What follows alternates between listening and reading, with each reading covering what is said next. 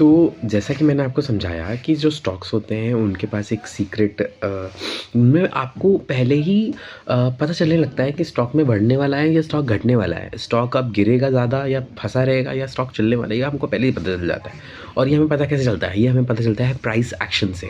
अमन भाई, price action क्या होता है? प्राइस एक्शन क्या होता है? सब कुछ समझाऊंगा, सब कुछ बताऊंगा। हमने भी बुक्स पढ़ी हैं, बुक्स से थोड़ी बहुत हमें भी नॉलेज हुई है और हमने अप्लाई भी किया है, हमने उससे पैसा भी कमाया। अमन भाई, पीएनएल दिखा दो। पीएनएल भी दिखा देंगे, पीएनएल दिखा देंगे, छुपाएंगे क्यों? पीएनएल भी हम दिखा देंगे।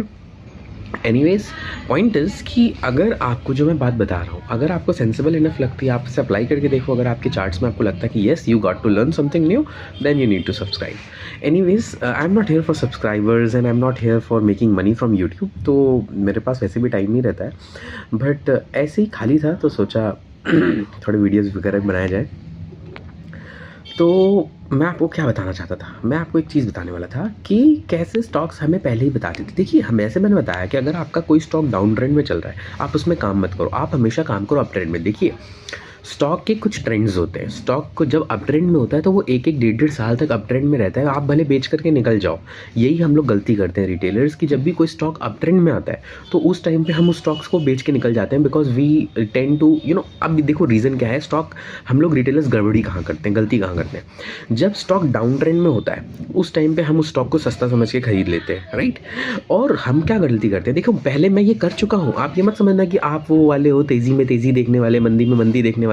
आपको क्या पता सस्ती चीज़ को सस्ता कैसे खरीदते हैं, और आपको इन्वेस्टिंग नहीं। भाई मैं पहले इन्वेस्टिंग ही करता था, मैंने 3-4-5 साल इन्वेस्टिंग ही करी है, और मैं खरीद के स्टॉक को 1.5-2 साल इंतजार किया। मैंने SBI कार्ड 650 पे खरीदा और 750-800 रुपये पे बेचा है, और उसके लिए मैंने 1.5-2 साल इंतजार किया है। तो मैं पहले वो चीज़ कर चुका हूँ, और उस चीज़ से निकलने के बाद मुझे इस चीज़ का एहसास हुआ कि वो चीज़ करने की ज़रूरत नहीं है। आपको लंबे समय तक फंस करके रहने की ज़रूरत नहीं है, क्योंकि मैं आपको एक एग्जांपल बताता हूँ। एक मैंने बंधन बैंक 180 में ख़रीदा और मैंने 1.5 साल इंतज़ार किया, मतलब काफ़ी लंबे टाइम तक इंतज़ार किया। मैं टाइमिंग वो गलत हो सकती है, मैं काफ़ी लंबे टाइम तक इंतज़ार किया और मैंने उसमें 10% कमाया और 180 का स्टॉक 200 में बेचा। ठीक है। सेम टाइम पे एक दूसरा लड़का जिसने उस स्टॉक को 200 में ही उठाया। अब क्योंकि मैंने तो इतने टाइम इंतज़ार किया था उस बंधन बैंक को, मैंने मान लो 6 महीने 1 साल इंतज़ार किया था, मैं फ्रस्ट्रेटेड था। मेरे को 10% मिला, मैंने सोचा साल का 10% बहुत होता है। मैंने 9 महीने इंतज़ार किया, 3 महीने 1 महीने में स्टॉक चला और मुझे लगा यार 1 साल का 10% मिल गया, बहुत है भाई, निकलो। मैं बेच कर निकल गया।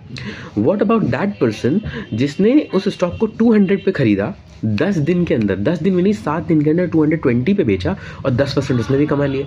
और उसने वो 10% 10 दिन में कमाए और मैंने वही 10% 9 महीने 12 महीने में कमाए। अब आप बताओ कौन समझदार हुआ?